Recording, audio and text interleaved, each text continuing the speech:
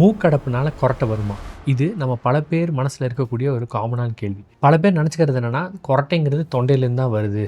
ஏன்னா அந்த சத்தங்கிறது மூக்கில் வரதில்ல, அவங்க வாயை திறந்து தூங்கும்போது தொண்டையிலேருந்து தான் வருது அப்படிங்கிறனால இது தொண்டையில் இருக்கிற ஒரு பிரச்சனை அப்படின்னு சொல்லி தான் பல பேர் நினச்சிக்கிறாங்க. இன்னும் சில பேர் என்ன நினச்சிக்கிறாங்கன்னா, அவங்களுக்கு லங்ஸில் ஏதோ ப்ராப்ளம் இருக்குது அப்படின்னு சொல்லி நினச்சிக்கிறாங்க. ஆனால் நிறைய பேருக்கு தெரியாத ஒரு உண்மை என்னென்னா, அவங்களுக்கு மூக்கில் இருக்கக்கூடிய அடப்புனால தான் இந்த ஸ்னோரிங் அப்படிங்கிறதே வர ஆரம்பிக்குது அப்படிங்கிறது தான். ஸோ நம்ம இந்த மூக்கடைப்புனால எப்போ ஸ்னோரிங் வர ஆரம்பிக்கும், அப்போ நம்ம என்ன செய்யணும் அப்படிங்கிறத பற்றி தான் நம்ம இந்த வீடியோவில் தெளிவாக பார்க்க போகிறோம்.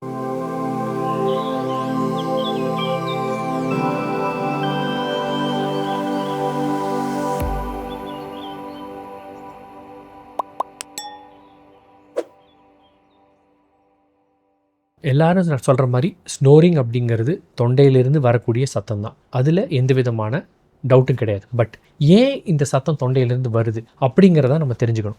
நார்மலாகவே நம்ம தூங்கும் போது நம்ம மூக்கு வழியாக தான் சுவாசிக்கணும். இதுதான் நார்மல். எதுக்காக? அந்த காற்று உள்ளே போகும்போது அதில் டஸ்ட் இருந்தால் அதை மூக்கு ஃபில்டர் அவுட் பண்ணிடும். அதே மாதிரி அது ரொம்ப கோல்டாக இருந்தாலோ ரொம்ப வார்மாக இருந்தாலோ அதை நம்ம பாடி டெம்பரேச்சருக்கு க்ளோஸாக கொண்டு வந்துடும். அந்த காற்றுல இருக்கக்கூடிய அந்த ஹியூமிடிட்டியை ப்ராப்பராக ரெகுலேட் பண்ணி அதுக்கப்புறம் லங்ஸ்க்குள்ளே அனுப்பும். ஸோ இதுதான் நோஸனோட purpose. So all of us are meant to be breathing through the nose. But ஒரு சில காரணங்கள்னால நம்மளுக்கு மூக்கு அடைப்பு ஏற்படும் போது என்ன ஆகும்னா, நம்ம வாயை திறந்து மூச்சோட ஆரம்பிக்கிறோம். ஸோ இப்படி வாயை திறந்து மூச்சோடும் போது என்ன ஆகுது அப்படின்னு பார்க்கும்போது, நம்ம வாயை திறந்து மூச்சோடும் போது நம்மளோட இந்த லோவர் ஜா இருக்குது பார்த்திங்களா, இது கொஞ்சம் பின்னாடி போயிடும். இது பின்னாடி போகும்போது நம்மளோட நாக்கும் பின்னாடி போயிடும். அப்போ என்ன ஆகுது, இந்த லோவர் ஜா பின்னாடி போகுது, நம்ம நாக்கும் பின்னாடி போகுது. அப்போது நம்மளோட இந்த அப்பர் ஏர்வே அப்படிங்கிறது சுருங்க ஆரம்பிக்குது.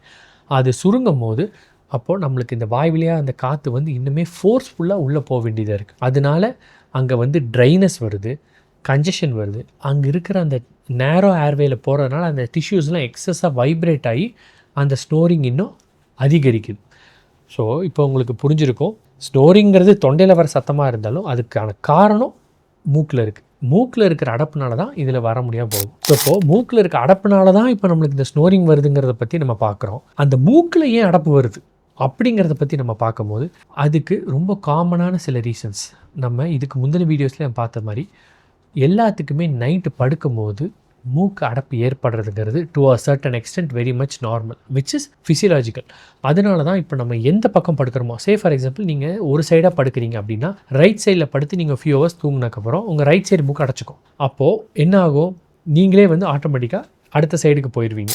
அப்போது அதனால தான் நம்ம ஓவர் தி நைட் நம்ம திரும்பி திரும்பி படுக்கிறதுக்கான காரணங்கள் என்னென்னா, எந்த சைடு நம்ம படுக்கிறோமோ அந்த சைடு மூக்கு அடைக்கிறது ரொம்பவே நார்மல், விச் இஸ் ஃபிசியலாஜிக்கல். இந்த ஃபிசியலாஜிக்கு மேலே அவங்களுக்கு ஒரு வேளை அவங்களுக்கு மூக்கில் ஏதோ எலும்பு வளைஞ்சிருக்கு அப்படின்னா, இப்போது அவங்களுக்கு ரைட் சைடில் அந்த எலும்பு வளைஞ்சிருக்கு. அப்போது அவங்க ரைட் சைடில் படுக்கும் போது பெரிய ப்ராப்ளம் இருக்காது. ஆனால் அவங்க லெஃப்ட் சைடில் திரும்பி படுக்கிறாங்க. அப்போ என்ன ஆகும், லெஃப்ட் சைடு மூக்கு அடைப்பு ஏற்படும். இந்த எலும்பு ரைட் சைடுக்கு வளைஞ்சிருக்கு, அதனால அந்த ரைட் சைடு மூக்கு எப்பயுமே அடைச்சிதான் இருக்குது. அப்போ என்ன ஆகும், அவங்களால சுத்தமாக மூச்சே விட முடியாமல் போகும். ஸோ அப்போ என்ன ஆகும், ஆட்டோமேட்டிக்காக அவங்க வாய் திறந்து மூச்சு விட ஆரம்பிப்பாங்க. அதே மாதிரி அவங்களுக்கு அலர்ஜி, நம்ம முன்னாடி வீடியோஸ்லேயே பார்த்த மாதிரி அவங்களுக்கு ஒரு வேளை அந்த ஹவுஸ் டஸ்ட் மைட் அலர்ஜி இருக்குன்னா, அவங்க படுத்தோடனே அந்த ஹவுஸ் டஸ்ட் மைட் அவங்க மூக்குக்குள்ளே போய் அது இரிட்டேஷன் காஸ் பண்ணி அந்த மூக்குக்குள்ளே இருக்கக்கூடிய அந்த டர்பினேட்ஸ் அது எல்லாத்தையுமே ரொம்பவே வீங்க வச்சிடும்.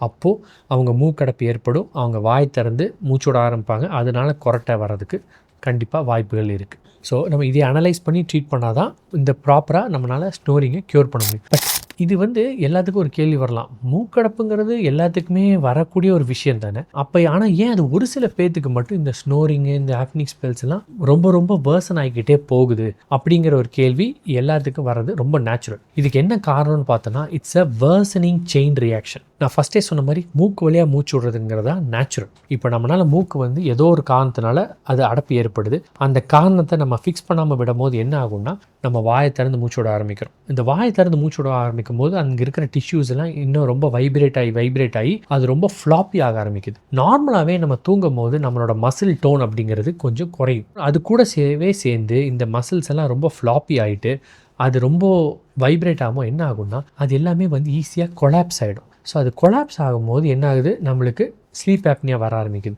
இப்போ நம்ம வாய்விலேயே மூச்சு விட ஆரம்பிக்கும் என்ன ஆகும்னா, இந்த மூக்கில் இருக்கிற அடைப்பும் இன்னும் அதிகமாகும். அப்போது இட் பிகம்ஸ் ஒரு chain reaction. It's like a vicious cycle.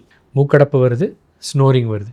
அந்த ஸ்னோரிங்னால அந்த தொண்டையில் இருக்கிற டிஷ்யூஸ்லாம் ரொம்ப ஃப்ளாப்பி ஆகுது. அந்த ஃப்ளாப்பியாக இருக்கிறனால ஆப்னிக் ஸ்பெல்ஸ் வருது. அதனால இன்னுமே இந்த மூக்கடைப்பு இன்னுமே வேர்சன் ஆகுது. ஸோ இந்த மாதிரி இது ஒரு விஷியஸ் சைக்கிள்குள்ளே போயிடுது. இந்த விஷியஸ் சைக்கிள்லேருந்து நம்ம வெளியே வந்தால் வெளியே இந்த ப்ராப்ளம் இன்னும் கொஞ்சம் கொஞ்சமாக படிப்படியாக வேர்சன் ஆகிட்டே போகும். இதனால் பாதிக்கக்கூடிய ஆர்கன்ஸ் அப்படின்னு பார்க்கும்போது நம்மளோட பிரெயினும் ஹார்ட்டும் தான் அதிகமாக அடிவாகும். ஏன்னா ப்ராப்ளம் என்னென்னா அதுக்கு தேவைப்படுற ஆக்சிஜன் போதுமான அளவுக்கு கிடைக்காம போகும்போது தே ஸ்டார்ட் டு பேர் தி பிரண்ட். ஸோ இப்போ நம்ம தெரிஞ்சுக்க வேண்டியது மூக்கடைப்பு அப்படிங்கிறது even though it might be a very small thing, அதை ப்ராப்பராக எதனால் அந்த மூக்கடைப்பு இருக்குதுன்னு தெரிஞ்சு நம்ம அதை ட்ரீட் பண்ணோம்னா நம்மளால் பல நேரங்களில் இந்த ஸ்னோரிங்கையும் ஸ்லீப் அப்னியாவையும் எஃபெக்டிவாக ட்ரீட் பண்ணிட முடியும். இந்த வீடியோ உங்களுக்கு ஹெல்ப்ஃபுல்லாக இருந்திருக்குன்னு நான் கண்டிப்பாக நம்புகிறேன். தேங்க்யூ.